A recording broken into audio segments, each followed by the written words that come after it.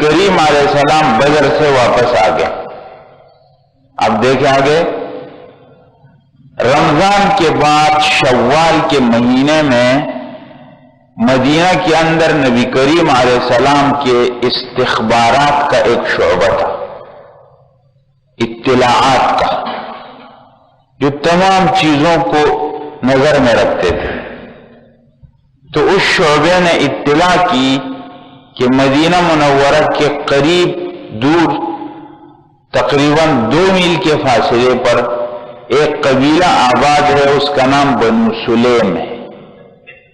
وہ بنو سلیم مسلمانوں کے خلاف اپنا لشکر تیار کر رہا ہے اور مدینے پر حملہ کرنے والا. نبی کریم علیہ السلام کو جب اطلاع ملی تو آپ اپنے ساتھ ایک لشکر لے کر گئے. قرقرۃ القدر ایک جگہ ہے، وہاں پہنچے. ابھی ان کا منصوبہ بن رہا تھا کہ آپ علیہ السلام پہنچ گئے اور وہ سب بھاگ کے پہاڑوں کے اندر، اور ان کا منصوبہ ناکام ہو گیا. اور آپ علیہ السلام وہ سامان جو منصوبے میں استعمال کرنے والے تھے وہ سب پکڑ کر کے لیا اور مسلمانوں میں تقسیم ہو. شوال کے شروع میں یہ واقعہ پیش ہے. شوال کے درمیان میں 15 تاریخ کو غزوہ بنو قینقاع پیش آئے. جب مسلمان بدر سے واپس آئے تو یہود جو مسلمانوں کے خلاف ایک دل میں کینہ رکھتے تھے، یہود ویسے بھی کینہ والی قوم ہے، تو ان کے جو کینہ تھا، غصہ تھا دل میں، وہ اور جوش میں آیا. مدینہ منورہ میں یہود کے 3 قبیلے آباد تھے. ایک قبیلہ بنو قینقاع، دوسرا بنو قریظہ، تیسرا بنو نذیر. ان میں سب سے طاقتور قبیلہ بنو قینقاع، اور وہ اسلحہ بنانے کا کام بھی کرتے تھے، اس لیے ان کے پاس اسلحہ بھی بہت تھا اور ان کے لوگ اسلحہ چلانا بھی جانتے تھے. تو وہ ان کے بارے میں یہ اطلاعات ملی کہ وہ مسلمانوں کے خلاف کام کر رہے ہیں اور قریش کے ساتھ ملے ہوئے. آپ علیہ السلام نے ان کو اطلاع بھی کی کہ تم ایسا مت کرو، ہمارا تمہارے ساتھ معاہدہ ہے. انہوں نے کہا تم کو پتہ نہیں ہے، تم نے بدر میں قریش کو مار لیا، اب سمجھتے ہو کہ ہمارے مقابلے کا کوئی نہیں، تم ہم سے مقابلہ کرو گے تو پتہ چل جائے گا. اس طرح کی دھمکی میں بات کی. آپ علیہ السلام نے پھر بھی کچھ نہیں کہا. ان کے علاقے میں، یہ مدینہ کے اندر رہتے تھے، وہ جگہ میں نے بتائی تھی آپ کو، یہود کے 3 قبیلے آباد تھے. مدینہ منورہ کے مشرق اور جنوب اس طرف میں آباد تھے. قریظہ اور نذیر مدینہ سے باہر تھے اور قینقاع اندر آ گیا تھا. تو یہاں ان کے علاقے کے اندر ایک مسلمان خاتون گئی کچھ سودا خریدنے. تو دکان میں بیٹھے ہوئے کچھ لوگوں نے مسلمان خاتون سے کہا کہ اپنا چہرہ کھولو. مسلمان خاتون نے اپنا چہرہ نہیں کھولا. انہوں نے ایسا کیا کہ اس کی چادر کو کسی چیز سے باندھ دیا، اس کو پتہ نہیں تھا. اب وہ جب آگے چلی تو اس کی وہ چادر کھینچ گئی اور اس کا چہرہ کھل گیا. سلمان خاتون کی بے عزتی کی یہودیوں نے. ایک مسلمان وہاں کھڑا تھا، اس کو جوش آیا اور اس دکاندار پر اس نے چھلانگ ماری اور اس کو قتل کر دی. وہاں سے یہودی آئے اور انہوں نے اس مسلمان کو مار دی. آپ علیہ السلام کو اطلاع پہنچی. آپ علیہ السلام لشکر لے کر گئے اور بنو قینقاع کا محاصرہ کیا. محاصرہ جب کیا 15 دن تک محاصرہ رہا. 15 دن جب دیکھا تو وہ مجبور ہو کر آ گئے. آپ علیہ السلام ان کے خلاف بہت سخت غصے میں تھے. دیکھو ہم شریف لوگوں کے ساتھ شریف، لیکن کوئی وعدہ توڑے، بدماشی کرے، شرارت کرے اور خواتین کی عزت پر ہاتھ ڈالے، ایسے آدمی کو برداشت نہیں کیا جاتا. آپ علیہ السلام بہت غصے میں تھے. اور ان کا معاشرہ کیا ہوا. 15 دن گزر گئے، آخر راضی ہو. تو آپ علیہ السلام نے پھر یہ فیصلہ فرمایا کہ تم مدینہ سے نکل جاؤ، تم کو یہاں رہنے کا حق نہیں. وہ اپنا سامان بھی لے جانا چاہتے تھے، آپ علیہ السلام نے سامان لے جانے کی اجازت نہیں تھی. مدینہ کے اندر منافقین کے ایک سردار تھا عبداللہ بن ابی، وہ درمیان میں، اور آپ علیہ السلام کے سامنے کہا آپ ان کے ساتھ رعایت فرمائی، ان کے ساتھ میری دوستی ہے، معاہدہ ہے. آپ وہ سب غصے میں تھے اور آپ عبداللہ بن ابی کو دیکھتے بھی نہیں تھے. آخر وہ سامنے کھڑا ہو، تو پھر آپ علیہ السلام نے رعایت فرمائی کہ چلو اپنے ساتھ جو لے جانا چاہے لے جائے. بہرحال یہ پہلا قبیلہ تھا یہود کا جن کو مدینہ سے نکالا گیا. شام کا علاقہ ہے ازروعات، وہاں یہ گئے، لیکن کچھ عرصے کے بعد یہ مر بھی گئے، وہاں یہ آگے چل بھی. بہرحال یہ ایسے لوگ ہیں جو توڑنے والے وعدوں، آج بھی ان کے وعدوں پر کوئی بھروسہ نہیں. یہ مستقل ایک موضوع ہے، سورہ انفال کے اندر یہ بات آتی. ہم مسلمان لوگ صلح کے اندر بہت جلدی کرتے ہیں. قرآن کریم نے کہا ہے پارہ نمبر 10 سورہ انفال، وَإِن جَنَحُوا لِلسَّلْمِ فَجْنَحْ لَهُ وَتَوَكَّلْ عَلَى اللَّهِ. اگر آپ کے ساتھ کوئی صلح کے لیے تیار ہے تو آپ صلح کر دیں، لیکن اگر کوئی صلح کرتا ہے اور پھر اس وعدے کو توڑتا ہے چھپ کر کے، اور ہم کو اطلاع مل جائے کہ یہ آدمی جس سے ہمارا معاہدہ ہے یہ اس وعدے کو توڑنے والا ہے، تو ہم نہیں چھپ کر کے، ہم علی الاعلان کہہ دیں گے.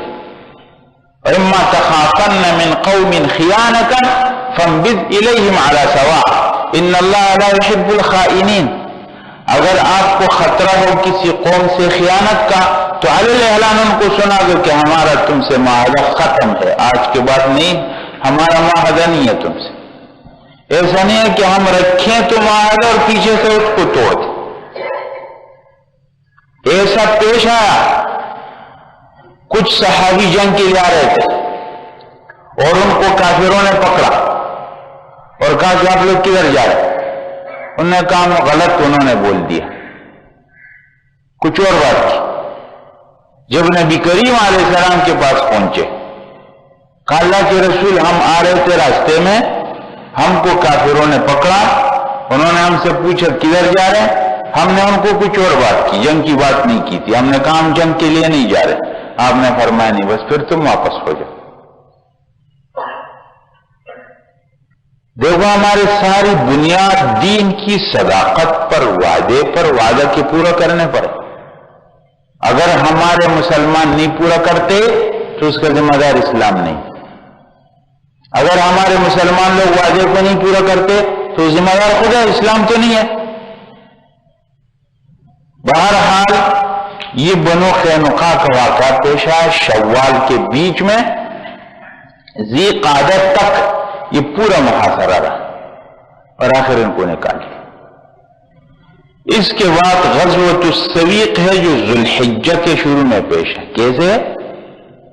ابو سفیان مکہ مکرمہ سے ایک لشکر لے کر آیا مدینہ منورہ، مدینہ منورہ سے باہر مضافات کے اندر ٹھہر گیا، پھر مدینہ منورہ کے اندر آیا اور یہودیوں کی حمایت حاصل کی اور چھپ کر کے آیا اور مدینہ منورہ کے اندر ایک جگہ پر حملہ کیا، وہاں آگ لگائی، وہاں کچھ انصاریوں کو شہید بھی کیا. آپ علیہ السلام کو اطلاع ملی تو آپ پھر لشکر لے کر کے نکلے. دیکھ رہا حالات کا مقابلہ کیسے ہو رہا ہے. یعنی ہم لوگ دینداری اس کو کہتے ہیں کہ کوئی کچھ بھی کہے آپ چپ ہو جاؤ، یہ نہیں ہے شرافت. شریف جو شرافت سمجھتا ہے اس کے ساتھ تو آپ شرافت سے چلو، جو شرافت نہیں سمجھتا ہے اور آپ کی شرافت سے وہ بگڑ جاتا ہے، پھر ایسے آدمی کا دماغ ٹھیک کرنا ضروری ہے. آپ علیہ السلام نکلے ہیں اور ایک جگہ تک پہنچے ہیں تو سویق غزوۃ السویق اس کو کہتے ہیں۔ یہ ابو سفیان اپنے ساتھ ستو لایا تھا، اور آپ علیہ السلام جب اس کے پیچھے گئے ہیں تو یہ بھاگ گیا اور ستو اپنے چھوڑ کر چلا گیا، اس لیے اس غزوے کا نام غزوۃ السویق بھی پڑ گیا۔ تو سن 2 ہجری کے اندر یہ 3 غزوات پیش آئے۔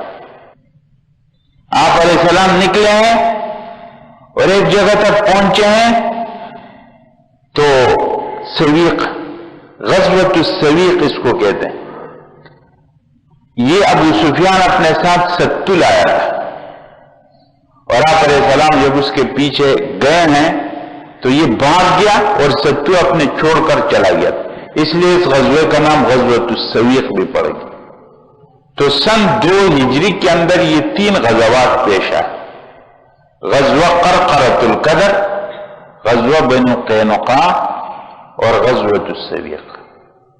دیکھیں یہ ہے نقشہ مدینہ منورہ۔ مدینہ منورہ سے ادھر دیکھ رہے ہیں بنو قینقاع، یہود کا قبیلہ، ادھر ہے بنو قریظہ، یہ بھی یہود کا قبیلہ، ان دونوں سے آگے جا کر کے بنو سلیم کا علاقہ تھا۔ یہ بنو سلیم یہاں آپ علیہ السلام گئے تھے شوال کے شروع میں، اور یہ لوگ پہاڑوں میں بھاگ گئے تھے اور ان کا منصوبہ ناکام ہو گیا تھا۔ اس کے بعد شوال کے درمیان میں بنو قینقاع بالکل مدینے کے اندر، یہاں آپ علیہ السلام گئے اور یہ بھی مدینہ سے نکال دیے گئے۔ اس کے بعد تیسرا ہے غزوۃ السویق، یہ بنو قینقاع کا علاقہ بھی ہے۔ یہ دیکھ رہے مسجد نبوی، یہ بنو قینقاع کی بستی، یہ بنو قریظہ کی بستی، یہ بنو نذیر کی بستی، یہ 3 یہودی بستیاں تھیں مدینہ منورہ میں۔ یہ مدینہ منورہ کا اندر ہے، اور ادھر قباء کا علاقہ ہے، اور یہ مدینہ منورہ کا مشرق ہے، یہ مغرب ہے، یہ جنوب ہے، یہ شمال۔ یہ مدینہ یہود کی بستیاں مشرق اور جنوب کے بیچ میں آباد تھی۔ یہ بنو قینقاع ہے، ان کی شرارت پر ان کو نکال دیا گیا مدینہ منورہ سے۔ ازراعات کے علاقے میں گئے، پھر مر گئے وہاں پر کچھ ہی عرصے بعد۔ دیکھیں آگے، اس کے بعد غزوۃ السویق آپ دیکھتے ہیں، یہ سویق حمراء الاسد کے پاس، سویق جگہ کا نام تو نہیں ہے، سویق اصل میں ہے ستو کو کہتے ہیں، انہوں نے اپنے ستو پھینک دیے تھے، اس لیے غزوے کا نام پڑ گیا غزوۃ السویق۔ بہرحال یہ 3 غزوات سن 2 ہجری کے اندر بدر کے بعد پیش آئے۔ آگے احکامات کیا پیش آئے؟ سن 2 میں قبلہ تبدیل ہوگی، ابھی آپ کے سامنے آ جائے گا۔ ہم لوگ نماز پڑھتے ہیں مغرب کی طرف، خانہ کعبہ کی طرف، ساری دنیا سے لوگ نماز پڑھتے ہیں خانہ کعبہ کو، تو جو خانہ کعبہ سے مشرق میں ہیں ان کو قبلہ مغرب میں پڑتا ہے، جو خانہ کعبہ سے مغرب میں رہتے ہیں ان کا قبلہ مشرق میں پڑتا ہے، جو شمال میں رہتے ہیں ان کا قبلہ جنوب میں پڑتا ہے، جو جنوب میں رہتے ہیں ان کا قبلہ شمال میں پڑتا۔ تو مسلمان لوگ جب مدینہ میں آئے، نبی کریم علیہ السلام ہجرت کر کے تشریف لائے، تو 16 یا 17 مہینے تک نبی کریم علیہ السلام نماز پڑھتے تھے بیت المقدس کی طرف۔ لفظ بیت المقدس ہے یا البیت المقدس، یہاں نبی کریم علیہ السلام نماز پڑھتے تھے۔ پھر قبلہ تبدیل ہو گیا، ایک حکم تو یہ آیا۔ نمبر 2، رمضان کے روزے یہ فرض ہو گئے دوسرے سال میں، عید الفطر کی نماز ہو گئی، اسی طرح صدقہ فطر کا حکم آیا، عید الاضحیٰ کا حکم آیا اور قربانی کا حکم آیا۔ یہ سب احکامات سن 2 ہجری کے اندر پیش ہیں۔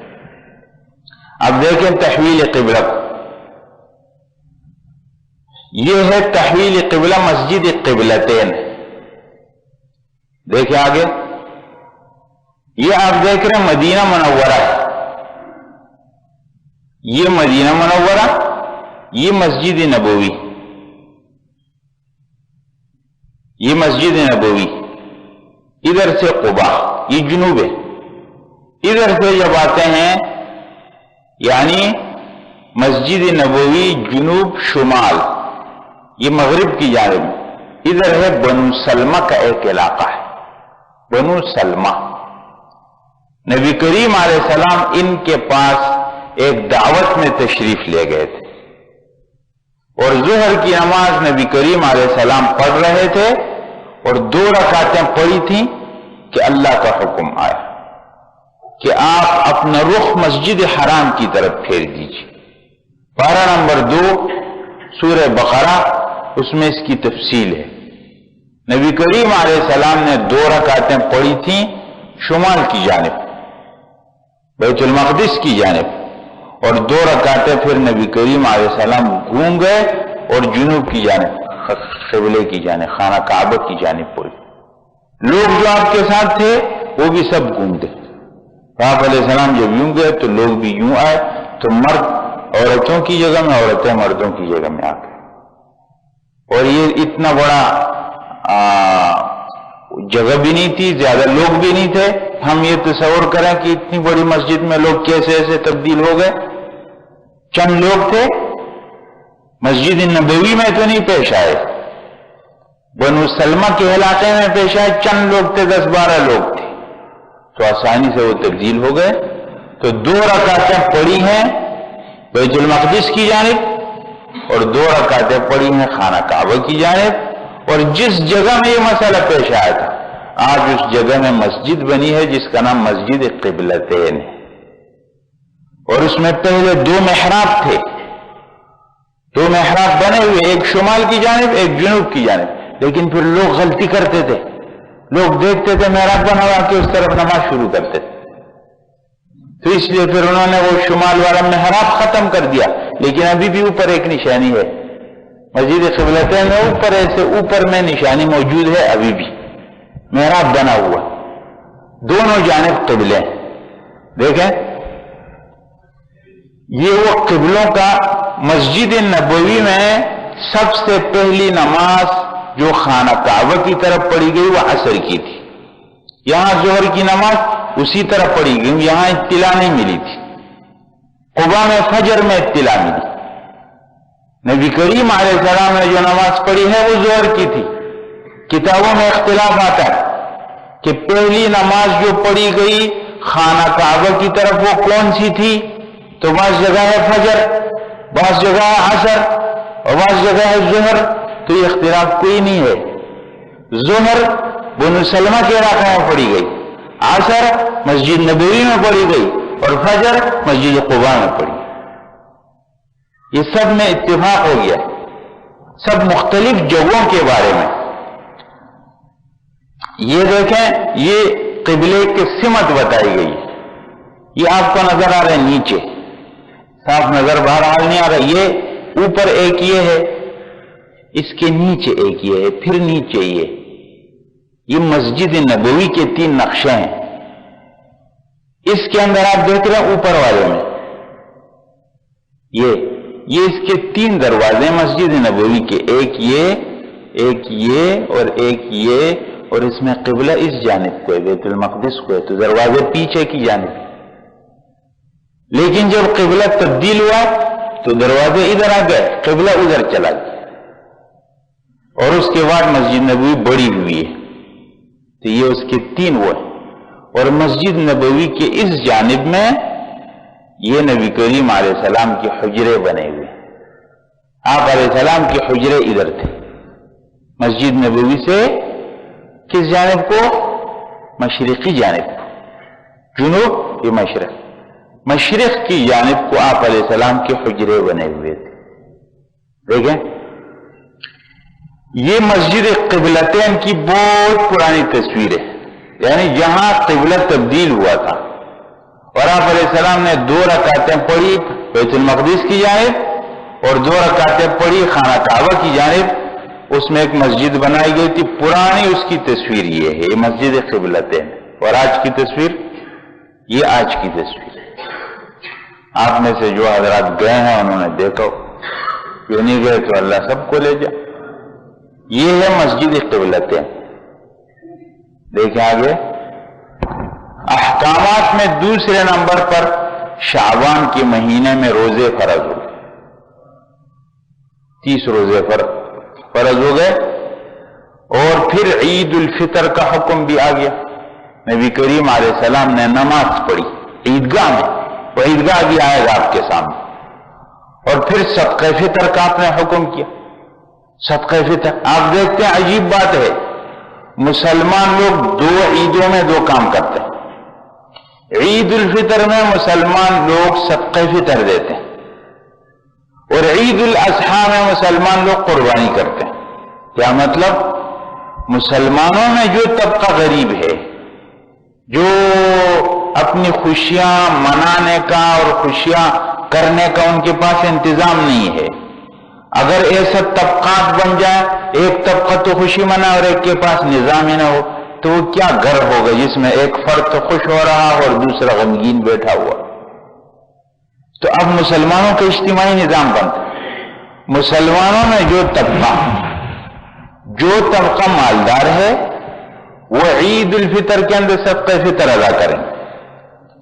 جب صدقہ فطر ادا کریں گے تو جو غریب طبقہ مسلمانوں کا ہے ان کے پاس انتظام ہو جائے گا.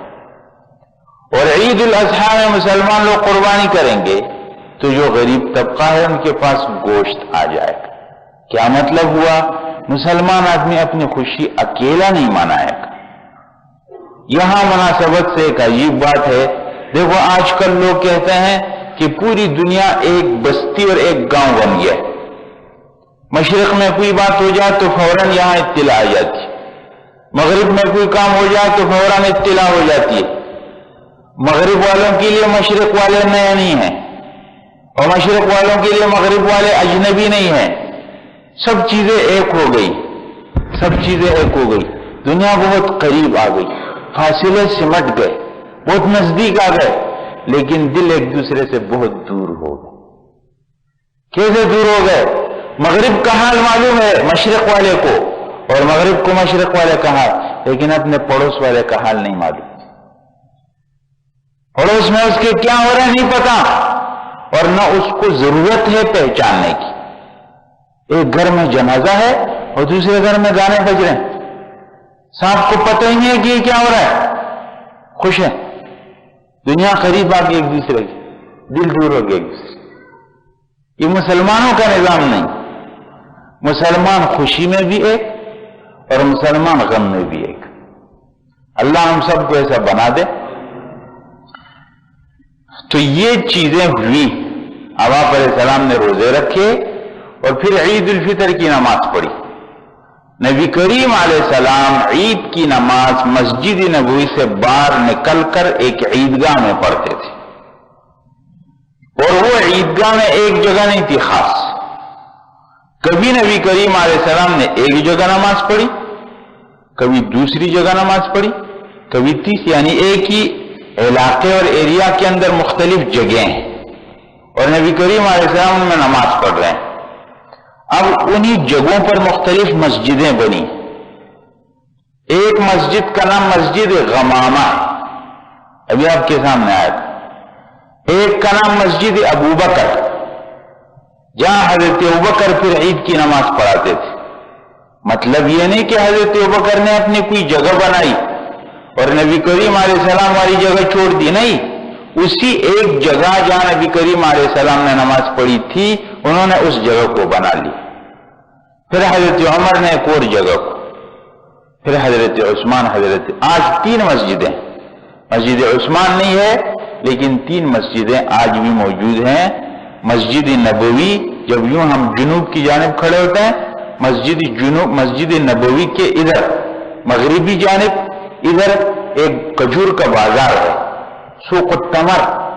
وہ سوق التمر کے پاس 3 مسجدیں آج بھی بنی ہوئی ہیں. ایک مسجد غمامہ ہے, ایک مسجد ابو بکر, ایک مسجد عمر, ایک مسجد علی. 4 مسجدیں آج بھی موجود ہیں. ابھی آپ دیکھیں, یہ ہے مسجد نبوی. مسجد نبوی سے یہ دیکھ رہے ہیں, مسجد غمامہ 305 میٹر کے فاصلے پر، یہ ہے مسجد غمامہ.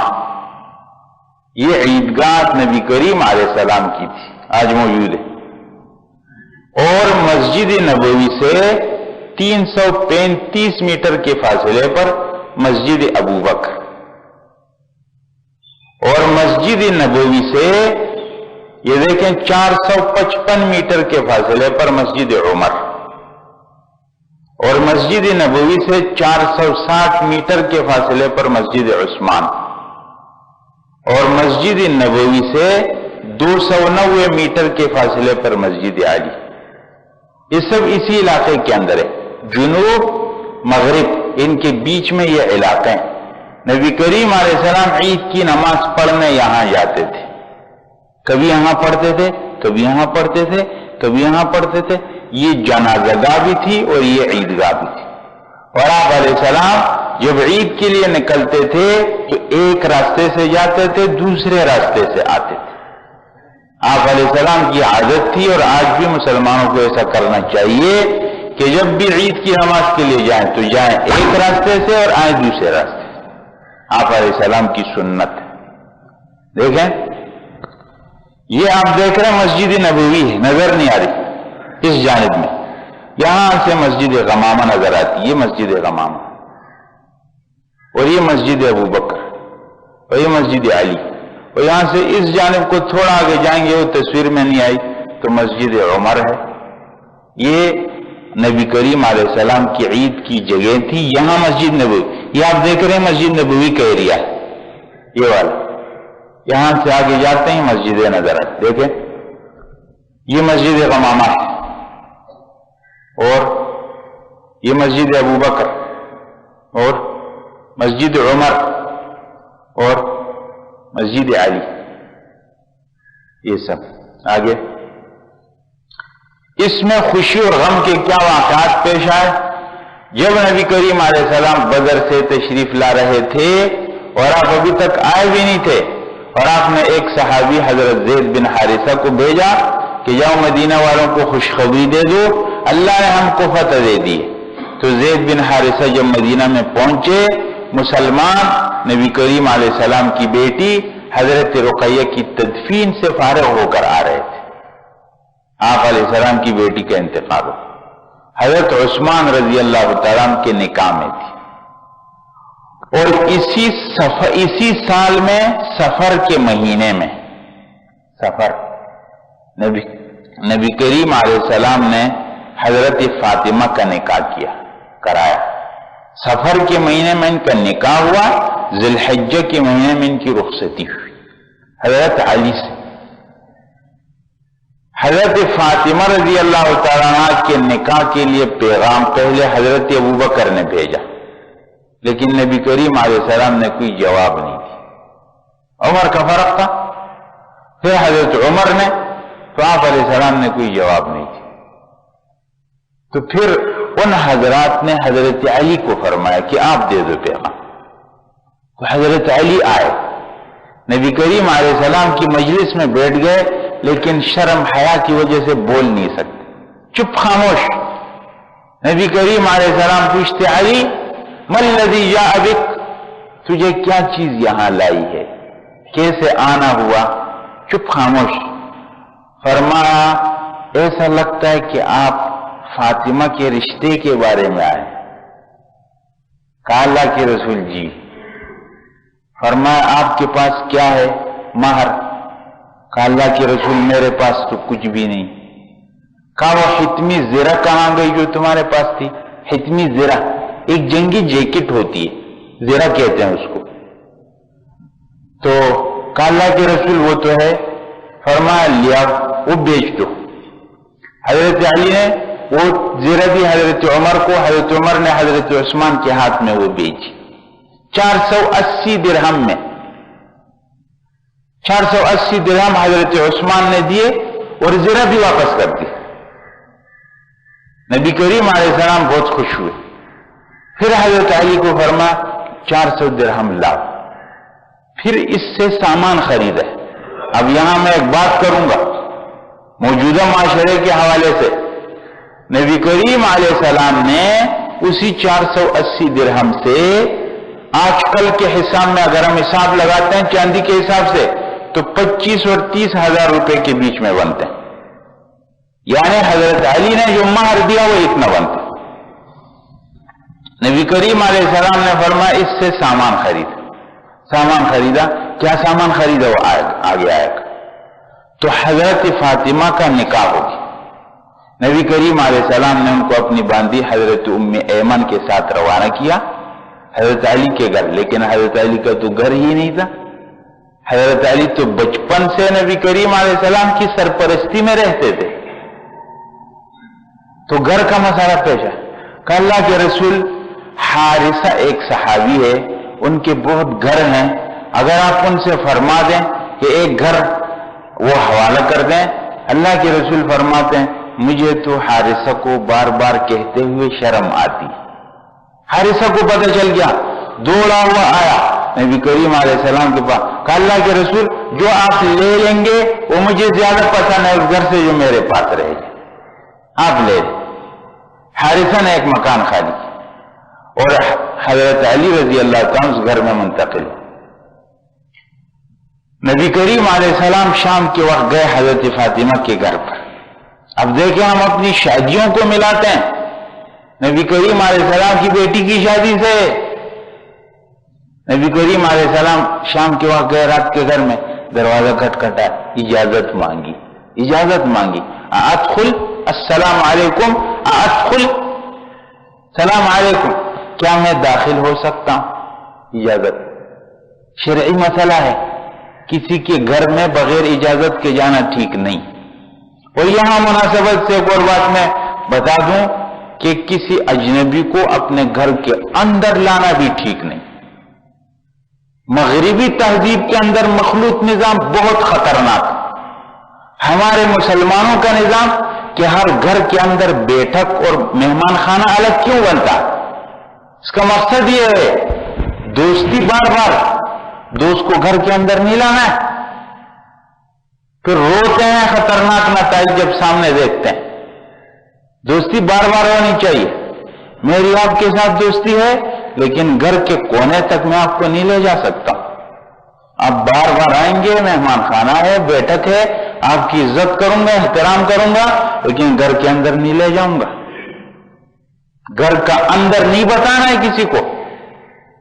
دوستی اپنی جگہ میں ہر چیز دائرے میں ہونی چاہیے. نبی کریم علیہ السلام گئے, دروازہ کھٹکھٹا, حضرت فاطمہ اندر تشریف لے گئے, پانی منگوایا. حضرت علی بھی اندر ہے, حضرت فاطمہ بھی اندر ہے, پانی منگوایا.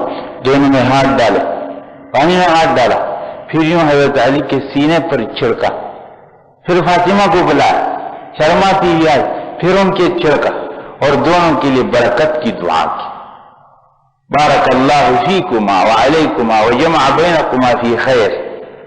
اللہ تم دونوں کو برکت دے, خیر کے ساتھ دونوں کو جمع کر. یہاں ایک اہم بات ہے, ایک ہے مہر اور ایک ہے جہیز.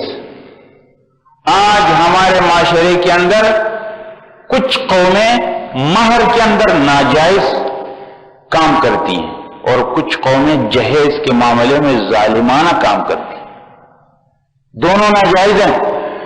کیسے؟ بعض قومیں جب اپنی بچی دیتے ہیں کسی کو تو اس لڑکے والے کو کہتے ہیں کہ اتنے پیسے دے دو, اتنے پیسے دے دو تو ہم اپنی بیٹی دیں گے. اچھا, جب پوچھیں گے کہ یہ آپ پیسے کیوں لیتے ہیں تو کہتے ہیں ہم اپنی بیٹی کے لیے سامان کریں گے. اول بات یہ ہے, کیا اس آدمی کو اس سامان کی ضرورت ہے جو اتنا لاکھ روپے میں لے اس سے پیسے لیتے ہیں؟ اور نمبر 2 بات یہ ہے, کیا اس آدمی میں اس کی طاقت ہے اتنے سامان کی؟ کتنے لڑکے بغیر طاقت نہیں رکھتے, بوڑھے ہو گئے, 40 سال کو پہنچ گئے, ان کی شادیاں نہیں ہو رہی کیونکہ وہ پیسہ ان سے پورا نہیں ہو رہا. ایک جانب. اور دوسری جانب میں بعض قومیں کیا لڑکی والے کو کہتے ہیں کہ جب اتنا اتنا سامان ساتھ لاؤ گے تو ہم آپ کی بیٹی اپنے گھر میں لے آئیں گے، ورنہ ہم نہیں لائیں گے۔ تو لڑکیاں گھروں کے اندر بوڑھیاں ہو گئی، دونوں ناجائز ہیں۔ اگر لڑکی والے لڑکے سے کہتے ہیں کہ اتنے پیسے دے دو تو ہم آپ کو اپنی لڑکی دیں گے، یہ رشوت ہے، حرام ناجائز۔ خوشی سے آپ کرتے ہیں، آپ کی مرضی ہے، کوئی منع نہیں ہے، لیکن مطالبہ کرنا، اور اگر وہ اتنے پیسے نہ دے سکے تو اپنی لڑکی نہ دینا، یہ پیسے صراحتاً علماء نے لکھا ہے، فقہاء نے کہ رشوت ہے، ناجائز۔ اسی طرح لڑکے والے کا کہنا کہ اتنا سامان ساتھ لاؤ گے تو ہم آپ کی بیٹی کو رخصت کرا دیں گے، اپنے گھر میں لے آئیں گے ورنہ نہیں لائیں گے، یہ سب بھی ناجائز حرام کے اندر آتے ہیں۔ طاقت کے اندر کام ہونا چاہیے، زیادہ مطالبات غلط ہے۔ اب دیکھیں یہاں ایک مسئلہ ہے فطری، جس معاشرے کے اندر نکاح آسان ہو جائے گا، اس معاشرے میں زنا مشکل ہو جائے گا، اور جس معاشرے میں نکاح مشکل ہو جائے گا آٹومیٹک زنا آسان ہو جائے گا۔ اس لیے ہم مسلمانوں کو رسول اللہ صلی اللہ علیہ وسلم کی محبت میں اور رسول اللہ صلی اللہ علیہ وسلم کی اتباع میں نکاحوں کا نظام آسان بنانا چاہیے۔ جو لڑکا جتنا مہر دے سکے دے دے۔ اب آپ کہیں گے کہ 26-25 ہزار روپے بھی تو بہت ہیں، لیکن حضرت علی کے پاس زرہ تھی، ان کی طاقت میں تھا یہ، انہوں نے کر دیا۔ اور پھر یہ نبی کریم علیہ السلام جو سامان دے رہے ہیں تو یہ آج والا جہیز نہیں ہے کہ آپ سمجھیں کہ نبی کریم علیہ السلام بھی تو جہیز دے رہے ہیں۔ حضرت علی کا تو مکان ہی نہیں تھا، ان کے پاس تو گھر کا سامان بھی نہیں تھا، نبی کریم علیہ السلام ان کے لیے انتظام کر رہے ہیں گھر کے سامان کا۔ اور ہمارے معاشرے کے اندر اتنا سامان، جہیز کا سامان، اور پتہ نہیں کتنے خطرناک واقعات پیش آتے۔ ایک صاحب نے مجھے خود واقعہ سنا، بوڑھے آدمی سفید داڑھی، اور رو رہے تھے کہ میرے اوپر قرضہ ہے، بہت قرضہ۔ میں نے کہا کیسے آپ پر قرضہ آیا؟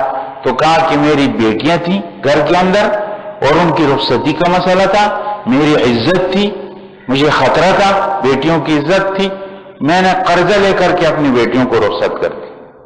اب جن سے میں نے قرضہ لیا تھا وہ آ کر کے کہتے ہیں کہ قرضہ واپس کرو، میرے پاس ہے ہی نہیں، میں گھر سے بھاگ گیا۔ اب کتنی صداقت ہے اس میں اللہ کو معلوم، لیکن حضرات معاشرے کے اندر ایسا ہو رہا ہے، بڑا ظالمانہ طریقہ ہے، ایسا نہیں ہونا چاہیے۔ حضرت فاطمہ رضی اللہ تعالیٰ عنہ کا نکاح، ہم لوگ محبت میں بہت باتیں کرتے ہیں لیکن جب عمل کی بات آتی ہے وہ سب بھول جاتے ہیں۔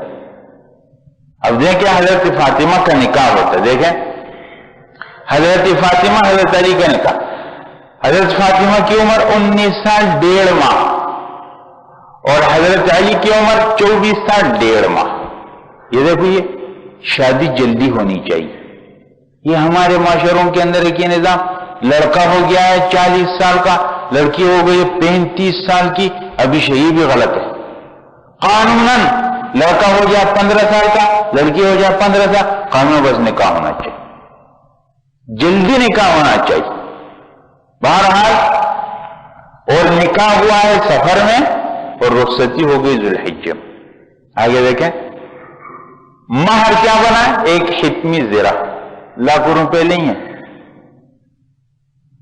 حتمی زرہ حضرت علی کا۔ سامان کیا بنا، بان کی چارپائی، چمڑے کا گدا، اور ایک چھاگل مشکیزہ چھوٹا، ایک مشک بڑا مشکیزہ، 2 مٹی کے گھڑے، 2 چکیاں۔ اب اس میں آپ بعض چیزوں کو جانتے ہوں گے، بعض نہیں جانتے ہوں گے، تو اس لیے ہم نے وہ تصویریں لگائی ہیں۔ دیکھیں حضرات، یہ دیکھ رہے ہیں، چارپائی، گدا، ایک چھاگل، ایک مشک، 2 مٹی کے گھڑے، 2 چکیاں، یہ حضرت فاطمہ کا کل سامان۔ اور حضرت فاطمہ اپنے گھر کا کام خود کرتی تھی، اور نبی کریم علیہ السلام کے پاس آئی ایک دفعہ اور پھر واپس چلی گئی۔ اور پھر نبی کریم علیہ السلام نے پوچھا خود آ کر کے گھر میں، فاطمہ کیسے آئی تھی؟ شرما کے پھر بھی نہیں بولی۔ تو حضرت علی نے بولا اللہ کے رسول، فاطمہ اپنے ہاتھ سے کام کرتی ہے، ہاتھ میں نشانات پڑ گئے ہیں سب، تو ہم نے سوچا آپ کے پاس کوئی غلام آیا ہو تو آپ فاطمہ کو دے دیں کہ وہ ان کے ساتھ کام کریں۔ نبی کریم علیہ السلام دے بھی سکتے تھے، فرمایا فاطمہ میں تمہیں غلام سے اچھی چیز نہ بتاؤں؟ اللہ کے رسول بتا دیں۔ فرمایا ایسا کرو، ہر نماز کے بعد پڑھو سبحان اللہ 33 مرتبہ، الحمدللہ 33 مرتبہ، اللہ اکبر 34 مرتبہ، یہ آپ کے لیے غلاموں خادموں سے بہت بڑھ کر۔ لوگ بڑے کردار سے بنتے ہیں، ایسے جھوٹے اور مصنوعی طریقوں سے کوئی بڑا نہیں بنتا، شیخی مارنے سے کوئی بڑا نہیں بنتا۔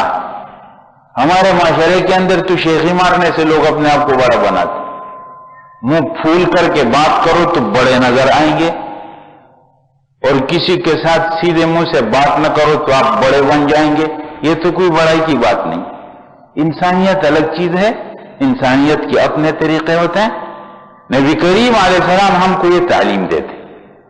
بہرحال حضرت فاطمہ کا یہ نکاح، یہ گھریلو سامان۔ آگے دیکھیں،